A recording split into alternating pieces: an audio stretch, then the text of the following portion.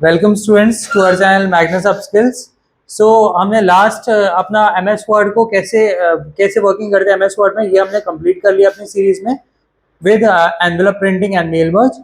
Okay, आज से हम नया टॉपिक स्टार्ट करने जा रहे हैं इसमें, जिसे हम बोलते हैं एक्सेल, एम एस एक्सेल, जो कि एक यूटिलिटी है एम एस ऑफिस का ही। ओके, सो एम एस एक्सेल को स्टार्टिंग करने से पहले आपने मेक श्योर करना है कि जो भी आपने एम एस वर्ड में पढ़ा है वो आपको प्रॉपर तरीके से आ जाना चाहिए, बिकॉज अल्टीमेटली कल को हमें ऐसी भी चीजें करनी पड़ेंगी जस्ट लाइक मेल बर्ज, जो आपने आगे एक्सेल का यूज करके एमएस वर्ड में हमें काम करना पड़ेगा।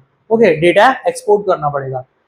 इसको स्टार्टिंग करने से पहले हम समझते हैं यहाँ पर एक्सेल बेसिकली होता क्या है। ओके, तो एक्सेल यहाँ पर क्या लिखा है, वेयर डेटा मीट्स डिसीजंस। अब इस लाइन का मतलब क्या हुआ, ये एक बहुत ही ज्यादा डिटेल लाइन है, इसकी अंडरस्टैंडिंग आपको होनी चाहिए। एक्सेल बेसिकली पूरा बेस्ड होता है डेटा बेस्ड, आपका एक एप्लीकेशन है जहां पर हम डेटा से डील करना सीखते हैं। डेटा बेसिकली क्या हो सकता है, डेटा आप एक नॉर्मल आपका मार्क्स हो सकते हैं आपके 12th क्लास में, अगर जितने भी आपने स्कोरिंग करी है, या अगर आप ग्रेजुएशन लेवल के स्टूडेंट है तो पूरे हर एक सेमेस्टर में आपके कौन से सब्जेक्ट में कितने मार्क्स आए हैं उसका एक प्रॉपर एक मैनेज शीट हो गई, वो सारा का सारा हमारा डेटा कहलाएगा। ओके, अब जहां पर आपके डेटा डिसीजंस को ही मीट कर रहे हैं कि उस डेटा का एक्चुअल में क्या काम करना है, उस डेटा से क्या डिराइव करना है, हमें वो इन्फ्रेंसेस क्या डिराइव करने हैं, वो सारी चीजें हम एक्सेल में करते हैं। ओके, इन शॉर्ट अगर हम समझे तो ये क्या है, एक स्प्रेडशीट सॉफ्टवेयर है जो कि डेवलप करा है माइक्रोसॉफ्ट ने। हमारा वर्ड भी माइक्रोसॉफ्ट डेवलप था, सिमिलरली एमएस एक्सेल भी माइक्रोसॉफ्ट डेवलप्ड है। That helps you store, organise, calculate, analyse, visualise data using rows and columns. अब इन टर्म्स को समझना सबसे इंपॉर्टेंट है। स्टोरिंग करना बेसिकली, जो आप डेटा एंट्री नॉर्मल आपने सुना होगा डेटा एंट्री जैसे नाम, तो वहां पर आप क्या करते हैं, डेटा को स्टोर करते हैं। ओके, स्टोरिंग करना, अब उस डेटा को स्टोर करके ऑर्गेनाइज करके रखना। फॉर एग्जाम्पल, अगर मैं डेली बेसिस की सेल्स को चेक कर रहा हूँ, ओके, तो वो डेली बेसिस में मैं सेल्स को जाऊंगा, तो एक सेक्शन जहां बनाता हूं मैं डेट का, देन यहाँ पर आइटम परचेज्ड, क्वांटिटी, और ये सारा डेटा मैं स्टोर कर रहा हूँ और एक प्रॉपर फॉर्मेट में मैं इसको डिफाइन करके लिख रहा हूँ। ओके, तो वही चीज ऑर्गेनाइज हो गई इसमें। अच्छा, कैलकुलेशन, कैलकुलेशन पर्पस बेसिकली होता है, अगर आपसे कहा जाए कि total sales for the month October, तो उसके लिए आप क्या करेंगे, वो भी आप एक्सेल में कर सकते हैं, कैलकुलेशन वाला पार्ट। ओके, देन एनालाइज करना। अब एनालाइज बेसिकली इंक्लूड करता है, यहां पर आती है आपकी लॉजिकल या क्रिटिकल थिंकिंग। इसमें क्या होता है, आप एनालाइज कर रहे हो, इन्फ्रेंसेस ड्रॉ कर रहे हो आप इसमें। इन्फ्रेंसेस मतलब कंक्लूजन ड्रॉ कर रहे हो आप इसमें कि आपका कौन सा प्रोडक्ट सबसे ज्यादा आपको अर्निंग प्रोवाइड कर रहा है, या कौन सा प्रोडक्ट जो है एक ब्रांड प्रोडक्ट की तरह से या टॉप प्रोडक्ट की तरह से काम कर रहा है। ओके, देन यहाँ पर सबसे एक इंपॉर्टेंट पार्ट आता है विजुअलाइजेशन, जिसे हम कहते हैं डेटा विजुअलाइजेशन। इसी डेटा को अगर मैंने यहाँ पर कॉलम्स के फॉर्मेट में कॉलम चार्ट बना के डिफाइन कर दिया या डिस्प्ले करा दिया, तो वही चीज मेरी क्या हो गई, इसी डेटा का विजुअलाइजेशन कर दिया मैंने, ये कहेंगे हम इसे। ओके, तो ये सारे ऑप्शन, ये सारी चीजें हम किस में कर सकते हैं, एक्सेल में। एक्सेल एक बहुत ही ज्यादा इंपॉर्टेंट यूटिलिटी बन चुका है आज की डेट में। बीट आप कहीं पर भी आप इसको देखोगे, आप स्कूल से लेकर कोई भी गवर्नमेंट ऑर्गेनाइजेशंस होते हैं, सब जगह एक्सेल की यूटिलिटी सबसे ज्यादा इंपॉर्टेंट मानी जा रही है। ओके, तो इसी वजह से एक्सेल को सीखना और भी ज्यादा इंपॉर्टेंट बन जाता है हमारे आज के टाइम पे। इवन आजकल आप देखते हैं एआई का जितना नेम हो रहा है, तो एक्सेल विद एआई भी होता है हमारे पास। बहुत सारे यहाँ पर चीजें इंक्लूड होती है जो यूटिलिटी या टूल्स से इसके अंदर में पढ़ने पड़ते हैं। ओके, अब यहाँ पर कुछ की फीचर्स लिखे हैं। की फीचर्स में इंक्लूड होता है परफॉर्मिंग कैलकुलेशंस यूजिंग फॉर्मूलाज। अब सबसे इंपॉर्टेंट चीज एक और आती है यहाँ पर, जब हम बात करते हैं फॉर्मूलाज एंड फंक्शंस। एक्सेल पूरा जो काम करता है वो फंक्शंस पे काम करता है। Functions are basically predefined formulas. Okay, functions are predefined formulas, पहले से बने हुए आपको फंक्शंस मिल रहे हैं जब, तो वही सारी चीजें हमारी क्या होती हैं, फंक्शंस कहलाते हैं। और formulas on the other hand, ये क्या होता है, डिफरेंट फॉर्मूलाज, डिफरेंट फंक्शंस का कलेक्शन ही फॉर्मूलाज कहलाता है यहाँ पर। ठीक है, इस पे भी डिटेल में डिस्कस करेंगे हम अपने अभी अपकमिंग वीडियोस में। ओके, देन क्रिएटिंग चार्ट्स, जो कि डेटा विजुअलाइजेशन का पार्ट होता है, या ग्राफ्स, और ये लिखा भी है यहाँ पर डेटा विजुअलाइजेशन। यूजिंग पिवट या फिर पाइवट टेबल, दो नेम बोल सकते हैं इसको, to summarise large sheet database. सबसे एक और इम्पोर्टेंट जो आपका यूटिलिटी या टूल है, इसमें ऑप्शन है, वो है पाइवट टेबल्स का यूज करना। ये सबसे डिमांडिंग ऑप्शन है जो एक्सेल की यूटिलिटी में। Okay, managing data efficiently with sorting and filters. Again आपको डेटा को क्लीन करना है, डेटा को सॉर्ट करना है, असेंडिंग डिसेंडिंग ऑर्डर में लगाना है, अल्फाबेटिकल वाइज आपको नेम सेट करने हैं, तो आप यहाँ पर सॉर्टिंग एंड फिल्टरिंग का भी काम कर सकते हैं एक्सेल का यूज करके। Okay, then automate task using macros. Macros पे हमारा जो वर्किंग होती है, इसमें बेसिकली रिकॉर्डिंग का काम होता है पूरा का पूरा।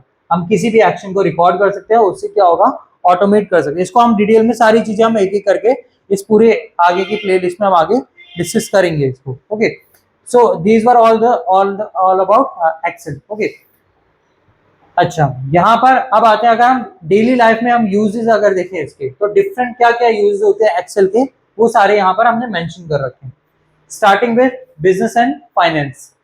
अब अगर आपके किसी भी बिजनेस में आपने चेक करना है कि क्या आपका प्रॉफिट एंड लॉस हो रहा है, या फिर budget management. Budget management basically कितना मेरा इनकम हो रही है, कितने मेरे एक्सपेंसेस हो रहे हैं, उनको लेकर आप एक बजटिंग प्रिपेयर कर रहे हैं, तो वहां पर भी आपको एक्सेल का यूज करना पड़ेगा।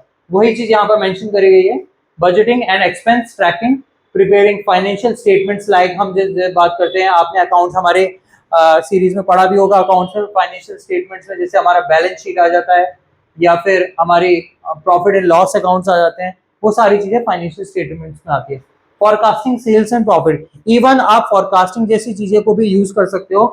सेल्स प्रिडिक्ट करना कि हाँ, आगे आने वाले टाइम पे या किसी भी बड़े फेस्टिवल लाइक दिवाली पे आपकी सेल्स किसी भी प्रोडक्ट की कितनी हाई जा सकती है या कितनी लो जा सकती है, और उसमें प्लस प्रॉफिट अर्निंग कितनी रहने वाली है। एनालाइजिंग रेवेन्यू ट्रेंड्स, आप ट्रेंड्स चेक कर सकते हैं इसमें, इवन कि आगे हमारा पर ईयर का ट्रेंड कितना रहा है, रेवेन्यू कितना जनरेट रहा है पर मंथ के हिसाब से, ईयर ऑन ईयर बेसिस भी या फिर मंथ ऑन मंथ बेसिस भी हमारा रेवेन्यू कितना जनरेट कर रहा है। Okay, then next data analysis. जब हम बात करते हैं एक्सेल की, तो एक्सेल में हम दो चीजों का टर्म को यूज करते हैं इसमें मेनली। एक होता है डेटा का कंपैरिजन करना, डेटा का कंपैरिजन प्लस डेटा एनालिसिस। अब दोनों में डिफरेंस क्या रहता है? डेटा कंपैरिजन बेसिकली ये हुआ सिंपल, मैंने यहाँ पर दो आपके मंथ्स के सेल्स का डेटा लिखा। ओके, 2 मंथ्स, यहाँ पर सपोज मैंने कहा ये जनवरी का हो गया एंड ये वाला सेक्शन ये फैब का हो गया। अब मैं नॉर्मली कंपेयर कर रहा हूँ दोनों को साइड बाय साइड रख के कि हाँ, मेरे मंथ में, इस पर्टिकुलर मंथ में मेरा ये प्रोडक्ट ABC प्रोडक्ट जो है इतना बिका, वहीं पर फैब में इतना बिका। तो this is data comparison. Analysis is more एक वाइडर टर्म है, एक ब्रॉडर टर्म बनता है कंपैरिजन के उसमें रिलेटिवली। ओके, अब यहाँ डेटा एनालिसिस में क्या होता है, हमें अगर रिक्वायरमेंट है कि हमें इसको लगाना है, कौन सा प्रोडक्ट सबसे कम बिका है एक इंक्रीजिंग ऑर्डर में, फिर उससे ज्यादा प्रोडक्ट कौन सा बिका है हमारा, क्लियर। देन ऐसे सीरीज में अगर लगाना है, तो ये हमारा डेटा एनालिसिस का पार्ट हुआ, और इस सीरीज में लगा के हम डिराइव कर रहे हैं कंक्लूजन को, इन्फ्रेंसेस निकाल रहे हैं उसमें से, क्लियर। तो वहां पर वो डेटा एनालिसिस कहलाता है वो चीज को। यहीं पर हम बात करते हैं sorting, filtering, large data set, pivot table जो हमने डिस्कस करा अभी, creating charts and dashboards for visualisation. Dashboard पे भी बात करेंगे, ये भी एक बहुत इंपॉर्टेंट टॉपिक बनता है हमारा एमएस एक्सेल में।